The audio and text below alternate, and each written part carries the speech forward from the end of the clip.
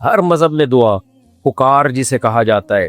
ہندو لوگ جو مندروں میں جاتے ہیں اپنی مرادیں پوری کروانے کے لیے، عیسائی لوگ جو چرچوں میں جاتے ہیں.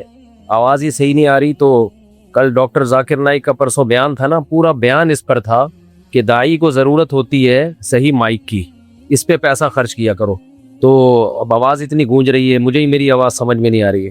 یہ کوشش کو ختم کرو میرے بھائی. تو ہندو لوگ مندروں میں جاتے ہیں. کیوں جاتے ہیں مندروں میں بھائی؟ وہ سمجھتے ہیں کہ ہم یہاں جا کے بھگوان سے مانگیں گے تو بھگوان ہماری مراد کو پورا کرے گا.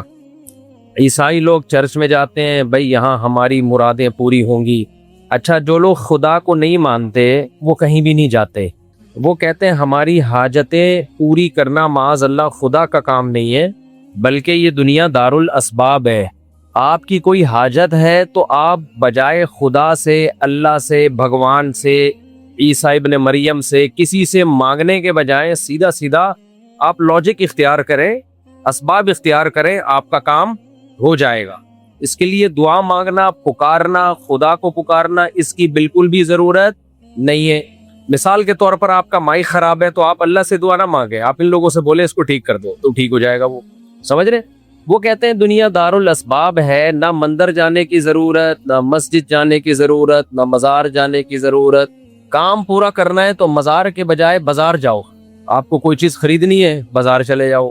کوئی بیماری ہے ڈاکٹر کے پاس جاؤ. ٹینشن ہے تو اس ٹینشن کے اسباب دیکھو. بھائی کیا سبب ہے کہ آپ کی ٹینشن دور نہیں ہو رہی؟ وہ ٹینشن دور کرنے کی کوشش کرو، پھر بھی نہیں ہو رہی تو اس کا مطلب دماغ کا کوئی کیمیکل آگے پیچھے ہو گیا ہے. تو کسی اچھے سے سائیکیٹرسٹ کو دکھاؤ. کہہ رہے دیکھو ہم جو کام کرتے ہیں تو کام کرنے سے کام ہوتا ہے، کام نہیں کرنے سے کام نہیں ہوتا. ایک ایتھیسٹ کا اکثر میں ملفوظ سناتا ہوں کہ وہ گاڑی میں بیٹھا ہوا کہنے لگا کہ دیکھو ایکسیلریٹر پہ پاؤں رکھتے ہیں تو گاڑی چلتی ہے، بریک پہ پاؤں رکھتے ہیں تو گاڑی رکتی ہے. تو خدا کہاں ہے؟ خدا کہاں ہے بھائی؟ خدا کو میں جب مانوں جب ایکسیلریٹر پہ پاؤں رکھنے سے گاڑی رکے اور بریک پہ پاؤں رکھنے سے گاڑی چلے.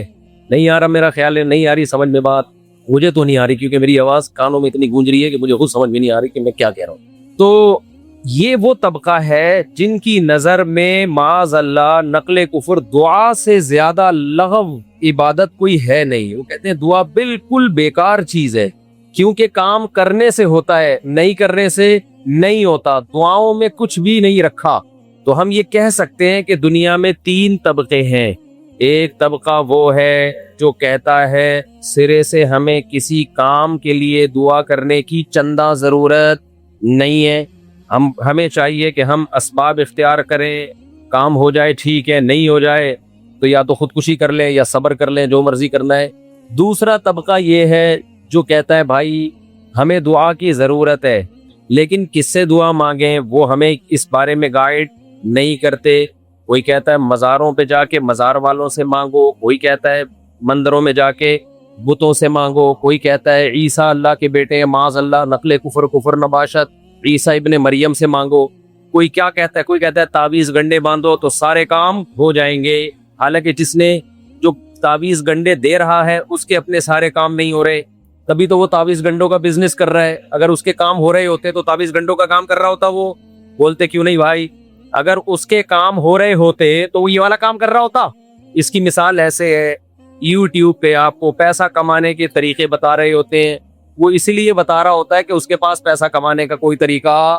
آپ لوگ جملہ کمپلیٹ کر لیا کرو میرے بھائی. وہ یوٹیوب پہ آپ کو پیسے کمانے کا طریقہ کیوں بتا رہا ہے؟ اس کے پاس خود پیسہ کمانے کا طریقہ نہیں ہے، ورنہ وہ کمانے کا طریقہ اختیار کر رہا ہوتا نا، کمانے کے طریقے تھوڑی بتا رہا ہوتا آپ کو. کچھ صحیح بھی ہوتے ہیں اس میں. تو اس لیے جس کا اپنا کوئی کام نہ بن رہا ہو وہ روحانی علاج کرنا شروع کر دیتا ہے کیونکہ اس کے اپنے کوئی کام ہو نہیں رہا ہوتا. تو اس نے کہا چلو لوگوں کے کام بنانا شروع کر دو، تو یہی ایک کام ہے ہمارا، یہی جاب ہے ہماری. تو دنیا میں 3 طبقے ہیں. ایک طبقہ جو کہتا ہے دعاؤں میں کچھ نہیں رکھا، سب کچھ کس سے ہوتا ہے؟ اسباب سے.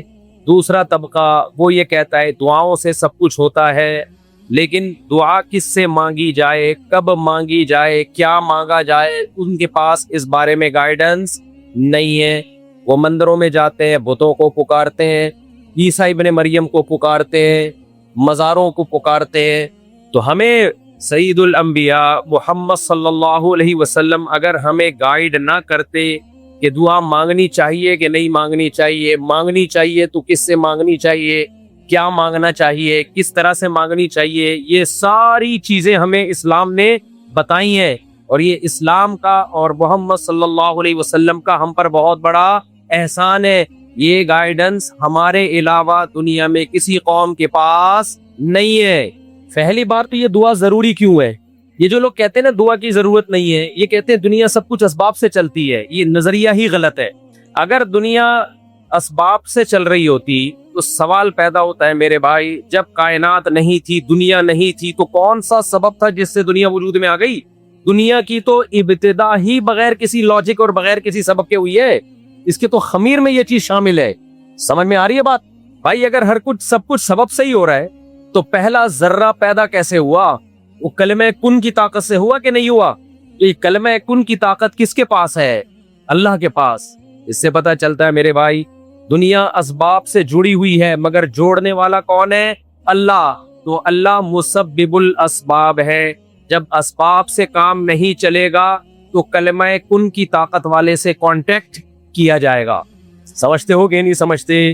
دیکھو کوئی کام آپ سے نہ ہو رہا ہو تو آپ کہتے ہیں بھائی یہ میرے دائرہ کار میں ہی نہیں آتا، تو آپ اوپر رابطہ کرتے ہو نا، یہ جس کے دائرہ کار میں آتا ہے ان سے رابطہ کیا جائے۔ رشتے کی مثال لے لیتے ہیں، لوگ مجھے فون کر کے کہتے ہیں میں فلاں جگہ شادی کرنا چاہتا ہوں، وہ مان نہیں رہے، تو میں جواب میں کہتا ہوں میں لڑکی کا ابا نہیں ہوں، یہ رشتہ میرے دائرہ کار میں نہیں آتا، تو مجھے کیوں فون کر کے کہہ رہا ہے کہ فلاں جگہ میری شادی کرا دو؟ یہ کنٹرول کس کے پاس ہے بھائی؟ جہاں تو کرنا چاہتا ہے اس کے ابا کے پاس ہے۔ تو بھائی ہم نے دنیا میں یہ سیکھا ہے، دنیا میں تجربوں سے ایک چیز حاصل کی ہے کہ اختیارات جس کے پاس ہوتے ہیں کام بنانے کے لیے رابطہ اس سے کیا جاتا ہے۔ لوگ مجھ سے کہتے ہیں مفتی صاحب میری توند نکل رہی ہے، پیٹ کم کرنے کا طریقہ بتا دیں۔ میں ان سے کیا کہتا ہوں میرے بھائی، میں توند کی برائی جو اسلام میں ہے وہ تو بتا سکتا ہوں، توند کم کرنے کا طریقہ میرے پاس نہیں ہے۔ کس کے پاس ہے؟ ڈاکٹروں کے پاس ہے۔ یہ اختیارات میرے پاس نہیں ہے۔ تو ہر شخص اپنے دائرہ اختیار میں رہ کے بات کرتا ہے کہ نہیں کرتا؟ تو اسباب سے کام دنیا میں ہوتے ہیں، یہ ایک گراؤنڈ ریئلٹی ہے، لیکن جہاں اسباب فیل ہو جائیں، اسباب کی دنیا میں انسان مایوس ہو جائے، تو رابطہ کس سے کیا جائے گا؟ اس ذات سے جو کسی کام کے کرنے میں کسی لاجک اور سبب کی محتاج نہیں ہے۔ اور وہ کون سی ذات ہے؟ اللہ کی ذات۔ اب جو اللہ کے منکرین ہیں وہ یہ کہتے ہیں دنیا میں سب کچھ سبب سے ہوتا ہے، لہذا اللہ سے کانٹیکٹ کرنے کی ضرورت نہیں ہے۔ ہم کہتے ہیں اگر دنیا میں سب کچھ سبب سے ہوتا ہے تو یہ کائنات بغیر سبب کے پیدا کیسے ہو گئی؟ تو پیدا ہی بغیر سبب کے ہوئی ہے، اس کا مطلب کوئی ایسی ذات ہے جو کچھ کرنے میں سبب کی محتاج بولو نہیں ہے۔ اتنی بڑی حقیقت، اس سے بڑی کوئی گراؤنڈ ریئلٹی ہے؟ لوگ کہتے نہیں یہ مولانا لوگ گراؤنڈ ریئلٹی کو سامنے رکھ کے فیصلے نہیں کرتے، ادھر ادھر کی پھینکتے رہتے ہیں۔ ارے میرے بھائی اس سے بڑی کوئی گراؤنڈ ریئلٹی نہیں ہے، زمینی حقیقت نہیں ہے، اس کا یونیورسل ٹروتھ نہیں ہے کہ یہ کائنات کلمہ کن کی طاقت سے پیدا ہوئی ہے۔ کچھ نہیں تھا تو پیدا کر دیا اللہ نے، ورنہ خود سے کیسے ہو گئی؟ سب سے بڑا جو یونیورسل ٹروتھ ہے وہ یہ ہے کہ ایک ایسی ذات ہے جو کچھ کرنے میں کسی سبب کی محتاج نہیں ہے، اس کے پاس کلمہ کن کی طاقت ہے۔ تو کتنی بڑی حماقت اور بے وقوفی ہے کہ آپ کے پاس ایک ایسی ذات موجود ہو جو کلمہ کن سے پوری کائنات کو سیکنڈوں میں پیدا کر سکتی ہو۔ آپ کے پاس ایک ایسی ذات ہو جو کچھ کرنے میں کسی سبب کی محتاج نہ ہو، اور آپ کا کام جب اٹک جائے تو آپ اس ذات کو چھوڑ کر صرف اور صرف اسباب کے پیچھے لگ جاؤ۔ تو یہ بہت بڑی حماقت اور بے وقوفی ہے یا نہیں ہے؟ تو بہت بڑی حماقت ہے بھائی۔ آپ کے پاس ایک ایسی ذات موجود ہے جو کچھ کرنے میں کسی سبب کی محتاج نہیں ہے۔ دوسری بات، دعا کی ضرورت ہمیں اس لیے بھی ہے کہ انسان جب اسباب سے مایوس ہو جاتا ہے تو مجھے ایک بات بتاؤ، مایوسی سے ڈپریشن ختم ہوتی ہے یا بڑھتی ہے؟ بولتے کیوں نہیں؟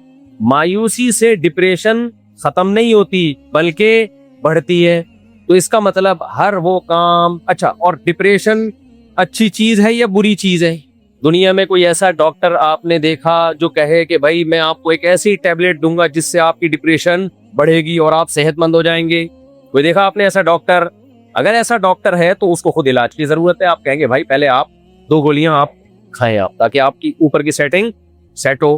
تو دنیا میں ایک اصول ہے کہ ڈپریشن اچھی چیز نہیں ہے. تو ظاہر ہے جو چیز ڈپریشن کو ختم کرنے والی ہوگی وہ بھی اچھی ہوگی. کیا خیال ہے بھائی؟ بیماری اچھی چیز نہیں ہے تو جو بیماری کو ختم کرنے والی چیز ہوگی وہ بری ہوگی کہ اچھی ہوگی؟ وہ اچھی ہوگی.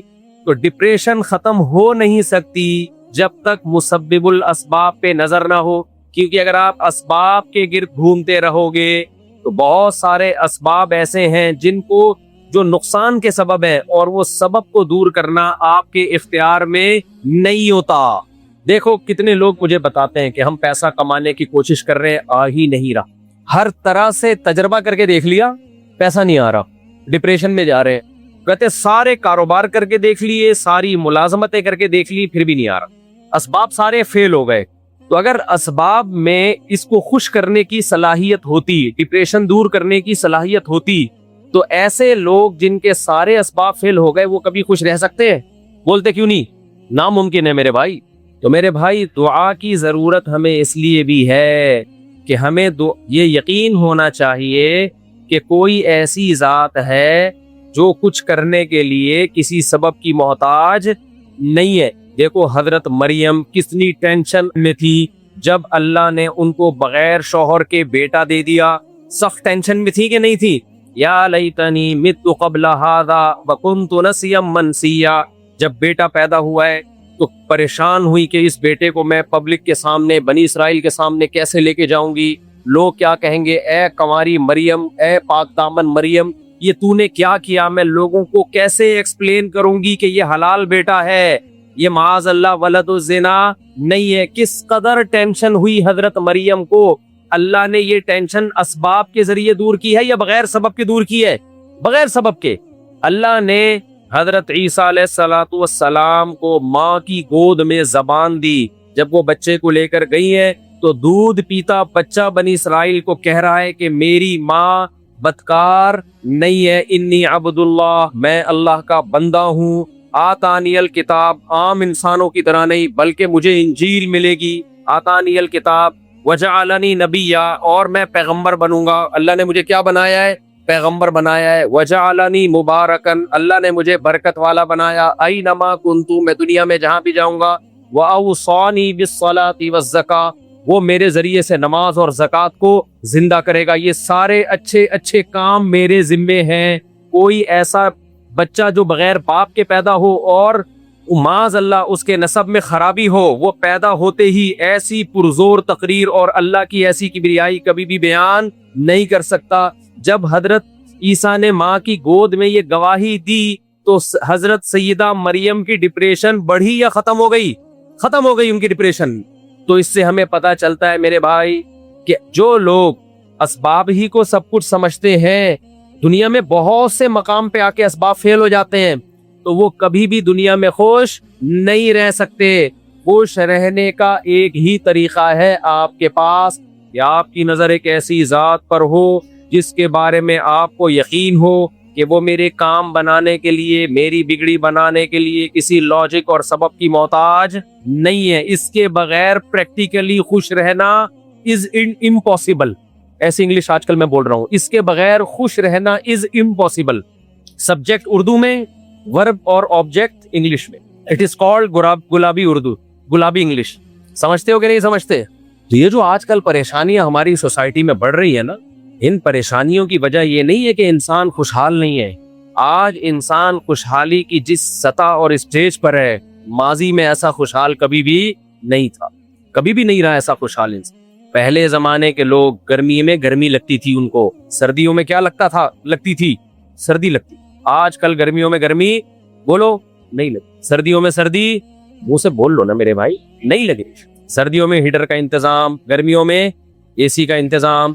سردیوں میں گرم پانی، گرمیوں میں ٹھنڈا پانی، سب کچھ بٹن پہ سیٹ ہو گیا ہے. اتنی توفیق نہیں ہوتی کہ اے سی چلانا ہے تو اٹھ کے چلا جائے، یہیں سے ریموٹ کنٹرول سے ایئر کنڈیشن چلایا جا رہا ہے، کنٹرول بھی کیا جا رہا ہے اس کو. ٹینشن فری زندگی آج کے انسان کی، اس کے باوجود فل آف ٹینشن، کیونکہ نظر کس پر ہے؟ مادی چیزوں پہ، اسباب پہ۔ میں جب باہر ملکوں میں سفر کرتا ہوں نا، وہاں لوگوں میں ٹینشنیں دیکھتا ہوں، تو میں کہتا ہوں اللہ نے اسلام کی حقانیت کو دکھانے کے لیے ان ملکوں کو ترقی دی ہے، کہ اگر ان میں ترقی نہ ہوتی نا پھر خودکشیاں کرتے تو لوگ کہتے اصل میں غربت مہنگائی ہے اس لیے کر رہے ہیں۔ اللہ نے کہا ان ملکوں میں نہ غربت ہوگی نہ مہنگائی، پھر بھی ان کی زندگی ناکام کر کے دکھاؤں گا میں تمہیں، پھر بھی ناکام، سب کچھ ہو کے بھی کیا ہے؟ کچھ بھی نہیں ہے، زندگی سے خوشیاں چھین لی اللہ نے۔ تو ہمیں دعا کی ضرورت دو وجہ سے ہے، ایک تو ہمارا یہ ایمان ہے ایک ایسی ذات ہے جو اسباب کی محتاج نہیں ہے، دعا وہیں مانگی جاتی ہے جہاں اسباب فیل ہو جاتے ہیں، اور ایسے ہی مانگنے کو دعا کہا جاتا ہے، اور یہ اللہ کے علاوہ کسی سے جائز نہیں۔ تو ایک تو اس لیے کہ ایک ایسی ذات موجود ہے، جب موجود ہے تو کیوں نہیں مانگ رہا بھائی؟ نہ مانگنا اس کی علامت ہے تو اللہ کی طاقت اور قدرت کا قائل نہیں ہے۔ اسی لیے اللہ نے فرمایا ان الذین یستکبرون عن عبادتی سیدخلون جہنم داخرین، جو لوگ مجھ سے دعائیں نہیں مانگتے وہ جہنم میں داخل ہوں گے۔ میں جب یہ آیت پڑھتا تھا تو حیران ہوتا تھا، اے اللہ دعا مانگنا اتنا ضروری ہے، جو نہیں مانگے گا جہنم میں جائے گا؟ اس آیت کا مطلب سمجھ میں آیا، دعا نہ مانگنا اس کی علامت ہے کہ آپ اپنے آپ کو اللہ کا محتاج نہیں سمجھتے۔ جب آپ کو پتہ ہے کہ ایک بہت پاورفل ذات موجود ہے جو آپ کے سارے کام کر سکتی ہے، پھر بھی آپ اس سے ریکویسٹ نہیں کر رہے، اس کا مطلب آپ اس کو مانتے ہی نہیں ہو۔ تو یہ نہ ماننا تکبر ہے جو صرف اللہ کی چادر ہے۔ اللہ کو انسان میں عاجزی پسند ہے۔ بھائی زبان سے تم کہہ رہے ہو لا الہ الا اللہ، اللہ کے سوا کوئی معبود نہیں، لیکن تمہارے عمل سے لگتا نہیں ہے کہ تم اللہ کو معبود مانتے ہو، اللہ کو یہ مانتے ہو کہ وہ میری بگڑی بنا سکتا ہے۔ اس لیے دعا نہ مانگنے کو بہت بڑا جرم قرار دیا گیا ہے۔ ایک طبقہ وہ ہے جو دعا پہ بلیو ہی نہیں کرتا، یہ لبرل سیکولر لوگ ہیں۔ ایک طبقہ وہ ہے جو دعا مانگتا ہے لیکن اس کو یہ نہیں پتا بیچارے کو کہ کس سے مانگنا ہے، وہ ہر ایک سے مانگتا ہے۔ جو چندے کا اصول ہے نا، پتا ہے آپ کو چندے کا اصول یہ، اگر آپ نے کوئی مدرسہ بنایا اور آپ چاہتے ہو کہ دے دنا دن چلے، وہ تو چندے کا اصول ہے ہر وقت مانگو، ہر ایک سے مانگو، سب کچھ مانگو، یہ اصول ہے۔ باہر ملکوں میں یہ نظر آیا ہمیں، ان کے مدرسے بھی چل رہے ہیں۔ ایک اور اصول ہے، ہمارے حضرت فرمایا کرتے تھے کہ مدرسے کے چھت نہ بننے دو یا مسجد کی چھت نہ بننے دو، اندر اندر فانوس لگاؤ، ہیرے جواہرات لگاؤ، شٹرنگ ہو، لوگ سمجھے کہ تعمیر کا کام۔ جامع رشید بیچارے نے پہلے ڈیکوریٹ کر لیا، صحیح ہے نا، لوگ آتے ہیں کہتے ہیں یار بہت پیسہ ہے ان لوگ کے پاس۔ تو یہ ایک اصول ہے کہ شٹرنگ کا کام جاری ہے، چھت کا کام۔ ایسے ادارے ہیں 10 سال ہو گئے چھت کی بھرائی نہیں ہوئی ابھی تک، کیونکہ وہ دیکھ کے پھر لوگ کہتے ہیں یار چندے کی ضرورت۔ تو مشرک کیا کہتا ہے؟ ہر ایک سے مانگو، ہر وقت مانگو، سب کچھ مانگو۔ وہ ایک ہندو مسلمان ہوا، اس سے کسی مولانا صاحب نے پوچھا تو کیوں مسلمان ہوا، اسلام میں کس چیز نے تجھے اپنی طرف اٹریکٹ کیا؟ اس نے کہا کہ میں یہ کہتا تھا جب ہمارے سینکڑوں بھگوان ہیں تو اللہ رسول 2 بھگوان معاذ اللہ اور صحیح۔ ارے بھائی ہم اللہ رسول کو معاذ اللہ نقل کفر یہ حیثیت تھوڑی دیتے ہیں۔ اس نے کہا جب 2 اور ایڈ کر دیتا ہوں میں اس میں۔ اسلام نام ہے توحید کا، اس لیے اللہ نے ہمیں بتایا کہ تم اگر دعا کرتے ہو سکون حاصل کرنے کے لیے تو ہزاروں معبودوں کو معبود بنانے سے، ہزاروں سے دعائیں مانگنے سے تمہیں سکون نہیں ملے گا، بلکہ تمہاری ڈپریشن بڑھ جائے گی، دعا کا مقصد حاصل نہیں ہوگا بلکہ الٹا اثر ہوگا اور ڈپریشن بڑھے گی۔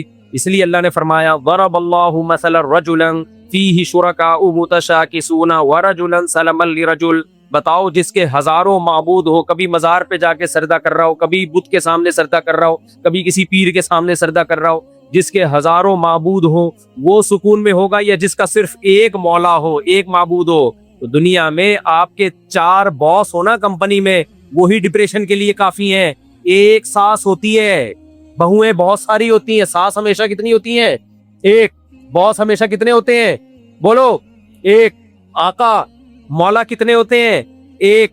تو جس کے اوپر بھی ایک سے زیادہ لوگ حاکم بن جائیں، وزیر اعظم بھی ایک ہوتا ہے، صدر بھی ایک، آرمی چیف بھی ایک، جو حاکم اعلیٰ ہے ہمیشہ کتنے ہوتے ہیں؟ وہ ایک۔ ایک سے زیادہ ہوں گے آپ کی ٹینشن کم ہونے کے بجائے بڑھے گی۔ تو معبود بھی کتنے ہوتے ہیں میرے بھائی؟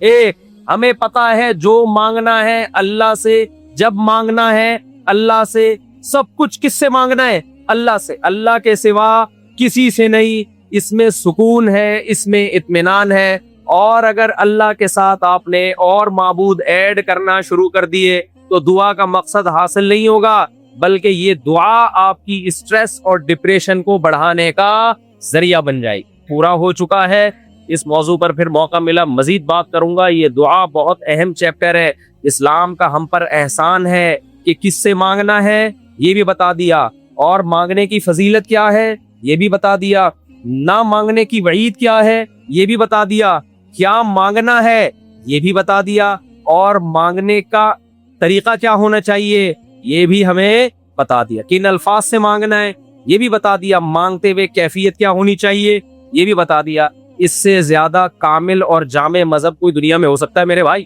تبھی تو ہم کہتے ہیں اسلام کو دوسرے مذاہب سے آپ کمپیئر کرو گے تو آپ کے پاس پریکٹیکل لائف میں چلنے کے لیے اسلام کے علاوہ کوئی آپشن بچے گا ہی نہیں، گائیڈنس ہے ہی اسلام کے پاس۔ قرآن کہہ رہے ام عندہم الغیب فہم یکتبون، کیا ان کے پاس غیب کا علم ہے جس کو یہ لکھ رہے ہیں؟ کیا علم؟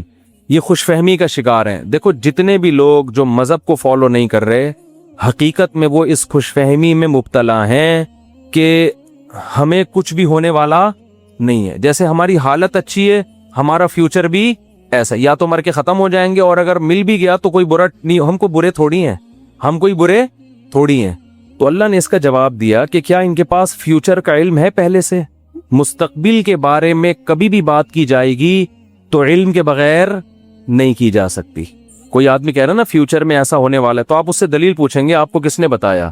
وہ تانے بانے ملائے گا، صغرے کبرے ملائے گا، تو پھر اس کے بعد اگر وہ ایسے ہی کہہ رہا ہے کل یہ ہو جائے گا، پرسوں یہ ہو جائے گا، ترس دیکھو مستقبل کے بارے میں یہ کہوں کہ کل پیر ہے تو یہ بھی فیوچر کی خبر ہے۔ آپ اس میں مجھ سے یہ پوچھ سکتے ہو کہ کیا دلیل ہے، میں کہوں گا دلیل یہ کہ آج کیا ہے، اتوار ہے، یہاں دلیل ہے، یہاں میرے لیے یہ دعویٰ کرنا درست ہے کہ کل کیا ہے، پیر ہے۔ لیکن اگر میرے پاس دلیل نہیں ہے اور میں کہوں کہ کل جو ہے وہ کل دنیا میں 3000 آدمی مر جائیں گے ایک ہی کسی حادثے میں، تو لوگ پوچھیں گے بھائی کیا دلیل ہے کسی حادثے میں 3000 آدمی مر جائیں گے؟ اب میرے ذمہ کیا ہے؟ میں کہوں وہ ویسے ہی میرا ذوق کہہ رہا ہے، تو یار کوئی مانے گا کوئی؟ اچھا عجیب بات یہ کہ روحانی عاملوں کی یہ باتیں مان لیتے ہیں لوگ۔ میں یہ کہوں نا کل 3000 آدمی ایک حادثے میں، اللہ نہ کرے مرے ہیں، میں ایک مثال دے رہا ہوں، تو لوگ کہیں گے کہاں سے پتا چلا؟ لوگ کہیں گے بھائی جھوٹ بول رہے، اس کو کس نے بتایا؟ یا تو قاتلوں سے تعلقات ہیں جس نے مارنے کا ارادہ کیا ہے، ایسا بھی نہیں ہے تو یہ ہوائی بات ہوگی۔ لیکن یہی بات روحانی عامل کرے گا تو لوگ کیا کریں گے؟ حضرت کا علم ہے بھائی، حضرت کے پاس بولو علم ہے۔ ابھی روحانی عاملوں پہ نہیں جاؤں گا، پھر میں معین اختر کی طرح نا بلب کے رشتہ داروں کو بھی، تو اب تو میں روحانی عاملوں کے رشتہ داروں کو بھی اچھے الفاظ سے یاد نہیں کرتا۔ رشتہ داروں سے مراد وہی جو بلب کے رشتہ دار تھے۔ اب آپ کہیں گے بلب کے کون سے رشتہ دار ہوتے ہیں؟ ہمارے ہاں کبھی بھی جس بندے کو برا کہا جاتا ہے گالی اس کو نہیں دی جاتی، ہمیشہ اس کے رشتہ داروں کو ہمیشہ گالی دی جاتی ہے۔ یہ ہمارے ایک ٹرینڈ چل نکلا ہے۔ تو قرآن کہتا ہے کہ ام عندہم الغیب فہم یکتبون، کیسے دیکھو ہمیں جھنجھوڑ رہا ہے قرآن کہ تم اپنے بارے میں کیوں فرض کر کے بیٹھے ہوئے ہو کہ تمہیں کچھ بھی ہونے والا نہیں ہے، تمہیں سزا نہیں ملے گی؟ یہ تمہیں کس نے بتایا ہے؟ فاصبر لحکم ربک ولا تکن کصاحب الحوت۔ جب نبی یہ مطالبے کرتے تھے تو پھر بھی آگے سے کوئی رسپانس نہیں ملتا تو انسان کو بے انتہا تکلیف ہوتی ہے کہ کن پتھر دل لوگوں سے واسطہ پڑا ہے۔ تو قرآن کہتا ہے فاصبر، اے نبی آپ کیا کرو؟ صبر کرو۔ ولا تکن کصاحب الحوت، مچھلی والے یونس کی طرح جل باز مت بنو۔ حضرت یونس علیہ السلام کی قوم نے بھی یہی سلوک کیا، لیکن یونس علیہ السلام چاہتے تھے جلدی سے فیصلہ ہو اور اپنی قوم کو چھوڑ کے نکل گئے، تو اللہ نے اس پہ آپ کی تنبیہ کی۔ تو آپ بھی اے نبی جل بازی مت کریں۔ تو یہ نبی کے ذریعے سے ہمیں بھی بتایا جا رہا ہے کہ آپ حق کی دعوت دیتے رہیں، اور یہ نہ دیکھیں کہ یہ جو اللہ کے نافرمان لوگ ہیں، جو حق کو نہیں ماننے والے لوگ، وہ پھر بھی پھل پھول رہے ہیں۔ اس ٹینشن میں مت آؤ، کیونکہ اللہ انصاف کرتا ہے مگر اس میں دیر ہوتی ہے، اندھیر نہیں ہوتی۔ وہ لے گا انتقام، ان کو اپنے حال پہ چھوڑ دو، یہ اللہ کی حکمت اسی کا تقاضا کرتی ہے، چھوڑ دیا جائے اپنے حال پہ۔ آج جو اہل حق ہے نا ان کو بہت تکلیف ہوتی ہے کہ جب یہ ہم صحیح بات کر رہے ہیں لیکن آگے جواب جو مل رہا ہے وہ کیا مل رہا ہے؟ الٹا، کوئی مان کے نہیں دے رہا۔ تو اللہ فرماتے ہیں وَلَا تَكُنْ كَصَاحِبِ الْحُوتِ إِذْ نَادَى وَهُوَ مَكْظُومٌ، یونس علیہ السلام نے جلد بازی کی اور بالآخر اللہ کی طرف سے ان کو دنیا میں ستمبھی ہوئی ہے، سزا ملی ہے، اور وہ سزا کیا ملی؟ اذ نادا وہو مکظوم، مچھلی کے پیٹ میں گئے، غم سے گھٹ رہے تھے اور اللہ کو پکارا، فنادا فی الظلمات اللہ الہ الا انت سبحانک انی کنت من الظالمین، اے اللہ تیرے سوا کوئی عبادت کے لائق نہیں۔ غلطی کس کی ہے؟ میری غلطی ہے، میں نے اپنی جان پہ ظلم کیا۔ تو اللہ نے کیا کیا؟ مچھلی کے پیٹ سے نکال لیا۔ دیکھو یونس علیہ السلام نے اللہ کے حکم پہ کتنا عرصہ تبلیغ کی، قوم نے نالائقی کی، پھر بھی نہیں مانے، سزا بجائے قوم کو ملنے کے کس کو مل رہی ہے؟ بولتے کیوں نہیں؟ الٹا حضرت یونس علیہ السلام کو مل رہی ہے سزا۔ تو اب آپ بتاؤ کیسا پیغمبروں کا صبر کا پیمانہ ہے، ایسے موقع پہ بھی اللہ کے خلاف کوئی شکایت زبان سے بولو نہیں نکالو۔ کیوں؟ اللہ یونس علیہ السلام کے عمل میں ہمیں بتا رہے ہیں کہ دینداری کا یہ مطلب نہیں ہے کہ تم اچھے بنو گے تو اللہ کی نوازشیں آنا شروع ہو جائیں گی۔ دینداری کا مطلب یہ کہ جو اللہ کا کام ہے وہ اس کو کرنے دو، تمہارا کام ہے عاجزی انکساری، بس میں ہی غلط، صحیح ہو کے بھی کون غلط؟ میں غلط۔ ہمیشہ غلطی کس کے کھاتے میں ڈالنی ہے؟ بولتے کیوں نہیں؟ دیکھو ہم نماز پڑھتے ہیں، نماز کے بعد 3 دفعہ استغفر اللہ پڑھتے ہیں، تو کیا کسی نامحرم کو دیکھا ہوتا ہے ہم نے نماز میں؟ بولتے کیوں نہیں؟ تو کوئی تک بنتا ہے استغفر اللہ کا؟ یا ہم نے کوئی جرم کیا ہے، نماز پڑھی اور کیا کہلوایا جا رہا ہے؟ استغفر اللہ استغفر اللہ۔ بھائی اگر استغفر اللہ پڑھنا تھا تو یہ نماز پڑھی کیوں کہ تم نے؟ ہمیں یہ بتایا جا رہا ہے کہ تم نیکی کر کے بھی کیا سمجھو جیسے تم نے گناہ کیا ہے۔ کیسے گناہ؟ نماز گناہ نہیں ہے بھائی، تم یہ کہو اے اللہ جس طرح سے پڑھنی چاہیے تھی اس طرح سے نہیں پڑھی میں نے، تو نیکی کر کے بھی کہا جا رہا ہے کہ ہم غلط ہیں، ہم نے اللہ جو پڑھنی تو ہمیں معاف کر دے، ہم سے نہیں ہوئی صحیح، ہم سے کام کیا ہو گیا؟ غلط ہو گیا۔ مجھے یاد ہے 25-30 سال پرانا قصہ ہے، چھوٹا بچہ تھا میں اس وقت، ایک تبلیغی جماعت میں نا ایک صاحب کے سال پہ سال لگ رہے تھے، پوری دنیا میں وہ ان کے سفر ہوئے، بڑا انہوں نے وقف کیا ہوا تھا اپنے آپ کو تبلیغی جماعت کے لیے۔ تو میرا ان سے ٹاکرا ہو گیا، وہ مجھے سمجھانے لگے جماعت میں نکلو سیرو سے، جیسے تبلیغ والے کرتے ہیں۔ اب مجھے پتا تھا یہ بہت ہی پرانے کھیڑو ہیں اور ان کی تو زندگیاں گزر گئی ہیں اس کام میں۔ میں نے کہا ماشاءاللہ اللہ نے آپ سے بڑا کام لیا ہے تبلیغ کا۔ کہتے ہیں میں نے بہت بگاڑا ہے تبلیغ کے کام کو۔ کہہ رہے ہم تو کام بنانے والے نہیں، کس میں ہم تو بگاڑنے ہیں۔ کہہ رہے میں تو بگاڑ ہی رہا ہوں جب سے۔ مجھے ان کا یہ اسٹائل بہت اچھا لگا یعنی اپنے آپ کو کہہ رہے ہیں کہ تبلیغی جماعت میں اگر کوئی خرابی ہے تو وہ کس کی وجہ سے ہے؟ بولو، وہ اپنے بارے میں کہہ رہے ہیں وہ کس کی وجہ سے؟ مجھے نہیں کہہ رہے تھے، اپنے بارے میں کہہ رہے تھے، وہ کس کی وجہ سے؟ میری وجہ سے۔ کہہ رہے ہم کام بنانے والے نہیں بلکہ بگاڑنے والے ہیں۔ اب کوئی فسادی ہوتا تو کہتا ہے جب بگاڑنے والا تو کر کیوں رہا ہے پھر ہمیں؟ یہ تو اس نے خود کہا ہے، اپنی زبان سے بولا ہے کہ ہم بگاڑنے والے ہیں، یوٹیوب پہ کلپ ڈالتا ہے، یہ دیکھو خود۔ تو مجھے ان کی یہ تواضع پسند آئی۔ میں نے کہا دیکھو یہ بیچارہ صبح و شام اس کام میں لگا رہتا ہے، مگر یہ کہہ رہا ہے جو تبلیغ کا کام پھیل رہا ہے اس میں جو برکتیں ہو رہی ہیں وہ میرے علاوہ لوگوں کی وجہ سے ہو رہی ہیں، اور جو خرابی آ رہی ہیں وہ کس وجہ سے ہو رہی ہیں؟ وہ ساری میری وجہ سے ہو رہی ہیں۔ تو آج مارکیٹ میں یہ چیز کیا ہے؟ شارٹ۔ ہر اچھا کام میں نے کیا برا کام ستار بھائی نے کیا۔ ستار بھائی نہ ملے گا مجھے۔ ایک دن ایک فون آیا، میں نے فون اٹھایا، کون؟ کہنے ستار بھائی بات کر رہا ہوں۔ بڑے میں نے کہا بیٹا یہ مجھے ہی چھوڑے گا، یہ کہے گا مفتی صاحب بہت تم نے جو ہے نا، لیکن وہ شکر ہے ایسی کوئی بات تھی نہیں۔ تو جنات کا دیکھ لو، قرآن مجید میں آتا ہے کہ جب نبی صلی اللہ علیہ وسلم نے تبلیغ کا کام شروع کیا نا تو جنات بھی کی ایک جماعت نے نبی کے قرآن کی تلاوت سنی اور جا کے اپنی قوم کو انہوں نے تبلیغ کرنا شروع کی۔ تو تبلیغ کا انداز دیکھو جنات کا، کیونکہ ہدایت مل گئی تھی ان کو، مسلمان ہو گئے تھے، تو تبلیغ کیسے کر رہے ہیں کہ بھئی دیکھو دنیا میں کوئی بڑا کام ہوا ہے، ہمارا آسمانوں پہ داخلہ بند ہو گیا، انا لا ندری، ہمیں نہیں پتا، اشر ارید بمن فی الارض، کہ جو اللہ نے محمد صلی اللہ علیہ وسلم کو دنیا میں بھیجا اور شیاطین کا اوپر جانے کا سیٹ اپ بند کر دیا، ہمیں نہیں پتا کہ زمین والوں کے ساتھ شر کا ارادہ، کیونکہ بعض دفعہ اللہ پیغمبروں کو بھیجتے ہیں حجت تمام کرنے کے لیے تاکہ حجت تمام ہو اور پوری قوم کو تباہ کر دیں، تو شر بھی ہوتا ہے نا اس میں۔ کہہ رہے ہیں انا لا ندری، ہمیں نہیں پتا، اشر ارید بمن فی الارض، کہ جو لوگ زمین میں رہتے ہیں ان کے ساتھ برائی کا ارادہ کیا گیا ہے، ام اراد بہم ربہم رشدا، یا ان کے رب نے ان کے ساتھ بھلائی کا ارادہ کیا ہے۔ اسٹائل نہیں سمجھ میں آیا میرا خیال ہے۔ دیکھو جملہ یہ ہونا چاہیے تھا کہ ہمیں نہیں پتا یہ جو کچھ ہو رہا ہے، ہمیں نہیں پتا کہ رب نے ان کے ساتھ برا چاہا ہے یا اچھا چاہا ہے، اصل میں تو یہ ہونا چاہیے نا۔ لیکن جنات کیا کہہ رہے ہیں؟ آج کل تو انسان اتنے سمجھدار نہیں ہے جتنے اس زمانے کے جنات سمجھدار تھے۔ جنات یہ نہیں کہہ رہے کہ ہمیں نہیں پتا کہ اللہ نے انسانوں کے ساتھ برائی کا ارادہ کیا ہے یا اچھائی کا. یا تو یہ کہنا چاہیے تھا یا جنات کو بالکل اس کے الٹ کہنا چاہیے تھا کہ ہمیں نہیں پتا کہ زمین والوں کے ساتھ برائی کا ارادہ کیا گیا ہے. کر کون رہا ہے یہ نام نہیں لے رہے, ہم ہائی لائٹ نہیں کر رہے. انسانوں کے ساتھ برائی کا ارادہ کیا گیا ہے یا اچھائی کا ارادہ کیا گیا. دونوں پیسو وائس ہوتے ہیں.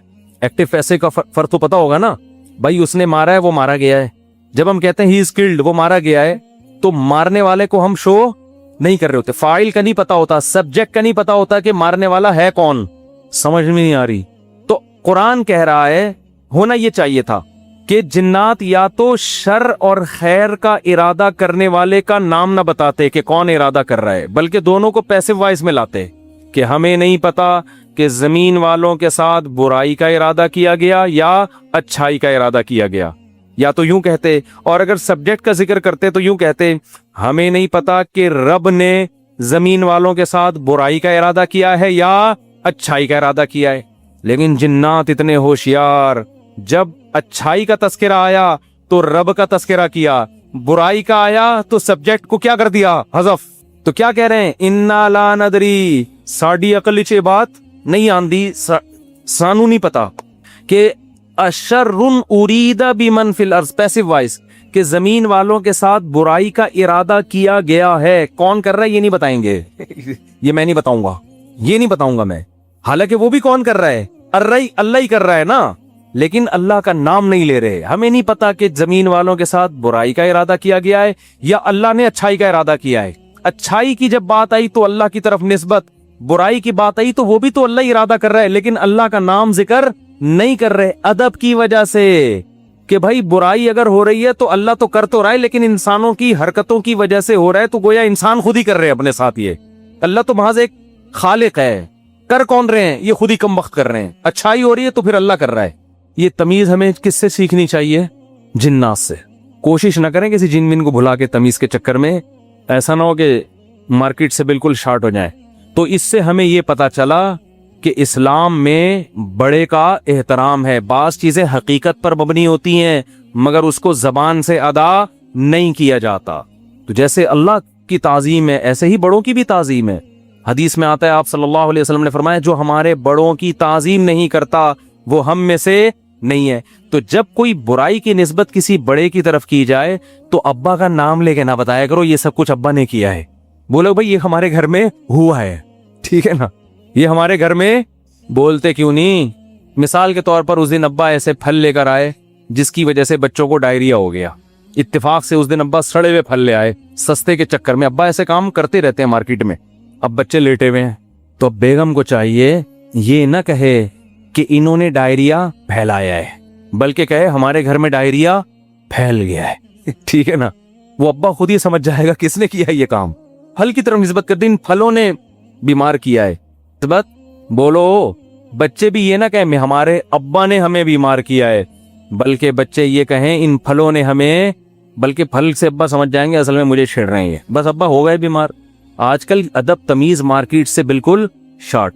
ایک آدمی کو کرونا ہوا, اس کے بعد اس کی بیوی کو بھی ہو گیا. مجھے بار بار آ کے بتا رہے میری بیوی کہہ رہی آپ کی وجہ سے ہوا ہے مجھے بھی. اب دیکھو اس آدمی کو تو ٹینشن ہوگی نا یار, وہ ہو گیا اللہ کی طرف سے ہو گیا, نہیں پہلے آپ کو ہوا تھا تو آپ کی وجہ سے کس کو ہوا ہے مجھے. اسی طرح شوہر بھی بیوی پہ بلی ڈال سکتا ہے, تمہیں ہوا تھا تمہاری وجہ سے مجھے ہوا ہے. بھائی کس کی وجہ سے ہوا ہے, بس اللہ کی قدرت ہے, ہو گیا. چھوڑو وہ کون گلے ملا تھا آپ سے, کس نے آپ کی طرف منہ کر کے چھینکا تھا. ہم ایسے بہت سے لوگوں کو جانتے ہیں جو ٹی بی کے مریضوں کے ساتھ چپک کے انہوں نے زندگی گزاری, خدمت کی, مگر ان کو ٹی بی نہیں ہوئی, اور 2 گھر چھوڑ کے جو بندہ بیٹھا ہوا تھا اس کو ہو گیا. تو آج کل نا یہ تمیز مارکیٹ سے شارٹ ہو رہی ہے. بڑے چھوٹے کا ادب کیا ہو رہا ہے, ختم, فوراً بلی ڈال دیتے ہیں اس نے کیا یہ. تو اگر کیا بھی ہو بھائی نسبت مت کرو, تقدیر کا حصہ, بھائی ہو گیا ہمارے ساتھ. قرآن دیکھو ابراہیم علیہ السلام کیا کہتے ہیں, وَإِذَا مَرِضْتُ فَهُوَ يَشْفِينِ. کیا خاندانی کلام ہے یار. حضرت ابراہیم کہہ رہے ہیں جب میں بیمار ہوتا ہوں اللہ مجھے شفا دیتا ہے. حالانکہ بیمار کون کرتا ہے, وہ بھی تو اللہ ہی کر رہا ہے نا. تو کہنا تو یہ چاہیے تھا کہ اللہ ہی بیمار کر کے اللہ ہی مجھے ٹھیک کر دیتا ہے. تو سوال ہے اس میں اللہ کی تعریف کی کیا ضرورت ہے, بیمار بھی تو اسی نے کیا تھا. لیکن اللہ کی حمد و ثنا کر رہے ہیں, بیمار تو میں ہو جاتا ہوں, شفا کون دیتا ہے, اللہ. تو یہ ادب تمیز سکھایا جا رہا ہے کہ انسان کے بچے بن کے زندگی گزارو, بڑے چھوٹے کا ادب کرو. القابات بھی بڑے چھوٹے کے لیے الگ الگ ہونے چاہیے. تو خیر قرآن کیا کہتا ہے, اے نبی فصبر, آپ نے کیا کرنا ہے, صبر کرنا ہے. تو ہمیں بھی ترغیب دی جا رہی ہے کہ ہم یہ نہ سمجھیں کہ ادھر ہم دعوت دیں گے ادھر فوراً لوگ ہماری دعوت پر لبیک کہیں گے. جس کو جو بات سمجھائیں گے 2 منٹ میں اس کی سمجھ میں وہ بات آ جائے گی اور وہ بالکل ہمارے نظریات کے مطابق ہو جائے گا, اور اس طرح ہم ہنسی خوشی زندگی گزاریں. لوگ یہی کہتے ہیں, پٹے اسی پہ ہوتے ہیں نا. باپ کہہ رہے ہو یار میں بیٹے کو سمجھا رہا ہوں, کم وقت کی سمجھ میں ہی نہیں آ رہا. بیٹا کہتے ہیں ہم ابا کو سمجھاتے ہیں, ابا کی سمجھ میں نہیں آ رہا. شوہر بیوی کو سمجھا رہا ہے, اس کی کھوپڑی میں نہیں آ رہا. بیوی شوہر کو سمجھا رہی ہے, اس کی کھوپڑی میں نہیں. اپوزیشن حکومت کو سمجھا رہی ہے, حکومت کی سمجھ میں نہیں آ رہا. حکومت اپوزیشن کو سمجھا رہی ہے, اپوزیشن کی سمجھ میں نہیں آ رہا. تو اگر دنیا میں جو بات سمجھائی جائے, میں کب سے کیا کیا سمجھا رہا ہوں, سمجھ میں آ رہا ہے؟ کب سے کیا کیا سمجھا رہا ہوں, سمجھ میں نہیں آ رہا. تو اگر ایسا ہی دنیا میں نظام ہو جائے کہ ادھر سمجھایا ادھر سمجھ میں آ گیا, تو سب ہنسی خوشی زندگی گزارنا شروع ہو جائیں گے. وہ ایک شاعر ہے ہندوستان کا, ان کا نام ذہن سے نکل گیا, تراز کر کے آتا ہے, پتہ نہیں ایچ ایم تراز ہے, کچھ ایم تراز کر کے آتا ہے. بڑے زبردست شاعر ہیں. میں نے جب ان کی ایک دفعہ شاعری سنی نا تو مجھے بڑا, اس لیے نہیں کہ وہ مجھے نہیں پتا کیسے آدمی اچھا ہی ہوں گے, لیکن مجھے اردو سے لگاؤ ہے, محبت ہے. تو ہندوستان کے شاعروں میں بڑی زبردست شاعری ہے اردو کی نا. تو میں نے جب اس بندے کی شاعری سنی, میں نے کہا یار یہ 2014 کی بات ہے. میں نے کہا اس بندے سے ملاقات کا دل چاہتا ہے, اس نے اردو پہ بڑی محنت کی ہے. تو اللہ کی قدرت, یہ جو عمرہ ہے نا, عمرہ یہ مسلمانوں کے لیے بہت بڑا ایک ذریعہ ہے آپس میں کمیونیکیشن کے لیے. یہ میں نے انگریزوں کی کتاب میں یہ بات پڑھی ہے, گوروں نے لکھا ہے کہ مسلمان سائنسدان جو بہت بڑے بڑے حکیم بنے نا, جنہوں نے جڑی بوٹیوں پہ ریسرچ کی, اس کی ایک بہت بڑی وجہ مسلمانوں کا حج ہے. کیونکہ حج کرنے کے لیے کہاں کہاں سے, ساؤتھ افریقہ سے اور کہاں کہاں سے دنیا سے لوگ آتے تھے. وہ پیدل جنگلوں سے گزرتے اور اس میں جڑی بوٹیوں پہ تحقیق کرتے تھے. آپ ذرا حکیموں کی, پرانے حکیموں کی کتابیں پڑھیں نا, ایسے ایسے جڑی بوٹیوں کے خواص لکھے ہیں. آدمی کہتے ہیں انہوں نے ان کو یہ پتہ کہاں سے چلی. تو وہی حج اور عمرے سے جو مسلمانوں کے سفر ہوئے ہیں, پھر مختلف ملکوں کے لوگ آ کے عمرے میں ایک دوسرے سے ملتے ہیں, ایک دوسرے کی تہذیبیں سیکھتے ہیں, سکھاتے ہیں. یہ مسلمانوں کے لیے یہ بہت بڑا ایک ذریعہ بنا ہے. یہ بیت اللہ جو ہے نا, یہ مسلمانوں کو آپس میں کنیکٹ کرنے کا صدیوں سے ایک بہت بڑا ذریعہ ہے. یہاں کے ترکی, پاکستانی, انڈونیشیا سب آ کے کیا ہوتے تھے, مل جاتے ہیں. تو میری خواہش تھی, میں نے کہا یار کبھی ان سے سلام دعا ہو جائے تو اچھا ہے, خوشی ہوگی. تو وہ میں نے ویسے ہی انڈیا کے کچھ لڑکے بیٹھے ہوئے تھے, بیت اللہ میں عمرہ کیا ہم نے. میں نے کہا یار وہ ایک شاعر ہے, انہوں نے کہا اتفاق سے عمرہ کرنے آیا ہوا ہے. میں نے کہا میری ملاقات کرا دو. تو مجھے نہیں پتا تھا وہ مجھے جانتے ہیں. تو جب ملاقات ہوئی, انہوں نے کہا میں تو آپ سے خود بہت دنوں سے ملنے کا مشتاق, آپ کے بیان سنے بڑا مزہ آتا ہے. اس وقت میرے آڈیو بیان ہوتے تھے. تو بات کیا کر رہا تھا میں, تو ان کا ایک شعر تھا, شعر ہی بھول گیا. شعر کا ایک جملہ مجھے یاد ہے, کیونکہ ہم ہر چیز آدھی یاد کرتے ہیں نا. وہ ابتدائی عشق میں دل ہوا یوں خراب آدھا والا شعر کی وجہ سے. تو اس نے کہیں اپنی محبوبہ کا شاعر نے تذکرہ کیا ہوگا کہ وہ کہیں چلی گئی, یوں ہو گیا, ٹینشن میں آ گیا. تو اس نے لکھا یہ انہونی نہیں ہوتی تو پھر ہونے کو کیا ہوتا. یہ انہونی نہیں ہوتی تو پھر ہونے کو, یعنی دنیا میں کچھ عجیب سے کام ہوتے ہیں تو پھر ہوتا ہے نا کچھ, تو آدمی انجوائے کرتا ہے کچھ ہوا ہے. یعنی اگر شاعر کا تخیل بیان کر رہا ہوں, ایسا نا آپ اس شاعر کو کہیں کون سی معشوقہ تھی تمہاری مارکیٹ سے شارٹ ہو گئی, مفتی صاحب نے ہمیں بتایا, شاید ہم پولیس بھیج کے. اس شاعروں کا کلام کا کچھ بھی مطلب نکالا جا سکتا ہے. محبوبہ کے بجائے کچھ وسیم بھائی کو ڈال دو, ستار بھائی کو ڈال دو, وہ ٹینشن نہیں ہے. شاعر کے کلام کو کبھی الفاظ کو نہیں پکڑا جاتا, اس میں ہر آدمی اپنے حساب سے اس کا مفہوم بیان کر رہا ہوتا ہے. تو ہم نے اس کو اپنے حساب سے اس شعر کو لیا کہ دنیا میں کچھ ہونے کے لیے کچھ انہونیوں کا ہونا بولو ضروری ہے. سمجھ رہے ہو, دیکھو بعض لوگ کچھ کر کے موسٹ وانٹیڈ بن جاتے ہیں, تو وہ اسی کو انجوائے کرتے ہیں. کہتے ہیں اگر یہ نہ ہوتا تو ہم موسٹ وانٹیڈ, وہ کیا ہے, بدنام جو ہوں گے تو کیا نام نہ ہوگا. نام پیدا کرنے کے لیے بدنام ہونا بھی ضروری ہے. تو اس نے کہا یہ انہونی نہیں ہوتی تو پھر ہونے کو کیا ہوتا. تو میں یہ کہہ رہا ہوں اگر یہ ٹینشنیں دنیا میں نہ ہو تو ہونے کو کچھ ہو ہی نہیں. آپ نے بیگم کو بات سمجھائی, سمجھ گئی. اس نے آپ کو سمجھایا, آپ کی سمجھ میں فوراً آ گیا کہ یہ کیا کہہ رہی. آپ نے اپنے بچے کو ایک دن کچھ سمجھایا, اس کی سمجھ میں فوراً آ گیا. تو گالیاں ہوتی دنیا میں پھر کوئی بلب کے رشتہ داروں کو گالیاں دیتا, بولو نا, تو خیر اور شر کا مقابلہ کیا ہو جاتا, ختم. پیغمبر امتیوں کو سمجھاتے, 2 منٹ میں بات سمجھ میں آتی. نبی آگے سمجھاتے بھئی یہ 360 بت پتھر کے بنے ہوئے تم نے رکھے ہوئے ہیں, یہ غلط ہیں. وہ کہتے ہیں او اچھا, یہ تو بالکل صحیح کہا آپ نے. ہم اپنے ہاتھوں سے اپنے خدا کو بناتے ہیں, یہ بننے میں ہمارے محتاج तो भला ये हमारी मदद कैसे करेंगे। बात तो क्लियर थी ना 2 और 2 4 की तरह, मगर उनकी खोपड़ी में नहीं आई है। 10,000 का लश्कर लेके मक्का पे हमला हुआ है, खून बहे, लो औरतें बेवा हुई, बच्चे यतीम हुए। इतनी सी बात समझाने के लिए 23 साल की टेंशन है, फिर जाके भी समझ में फिर भी नहीं आई। फिर मक्का फतह हुआ तो नबी ने बैतुल्लाह के अंदर 360 बुत गिराए अपने हाथों से, वो भी ताकत के जोर से समझ में आई है, वरना फिर भी नहीं आई।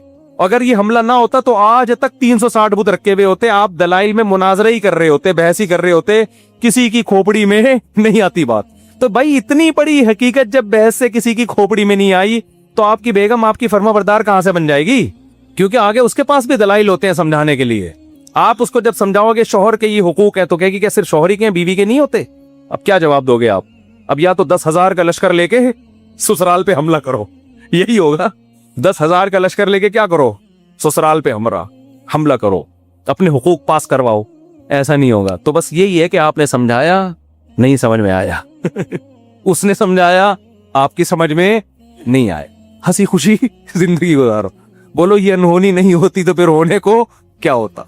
तो इसलिए दुनिया में जो भी हो रहा है ना, अपनी जिम्मेदारी पूरी करो, अपना उल्लू सीधा रखो, जो अपनी जिम्मेदारियां पूरी करो, बाकी जो हो रहा है होने दो, ठीक है ना।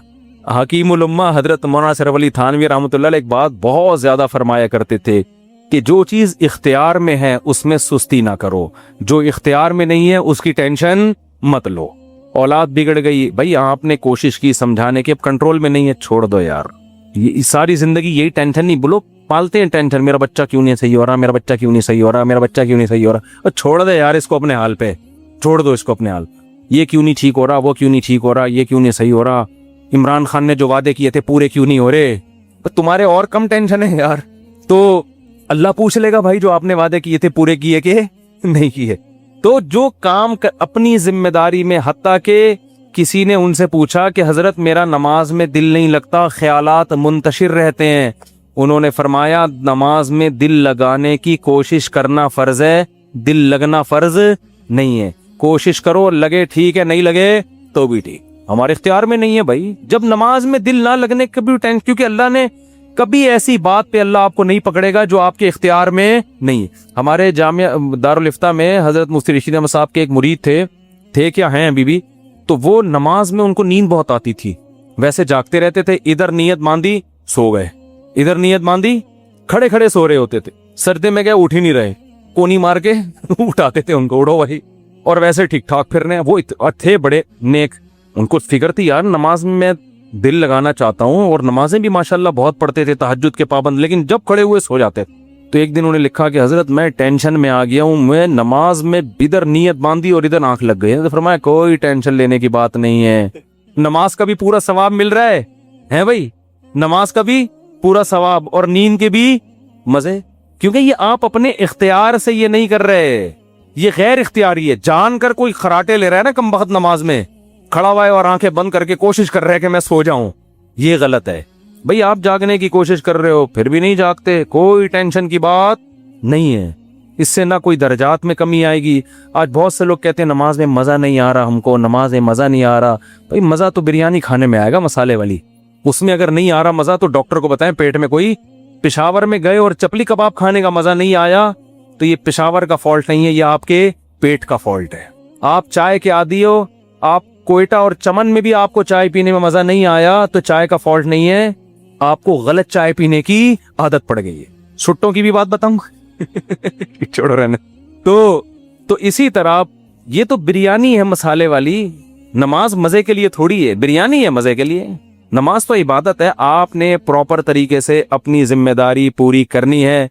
कभी इंसान की तबीयत में निशात होता है, बड़ा मजा आ रहा होता है नमाज में, आंसू निकल रहे होते हैं, कभी तबीयत में टेंशन होती है, तो आप अपनी जिम्मेदारी पूरी करो, इन चक्करों में मत पड़ो कि मजा आ रहा है या नहीं आ रहा।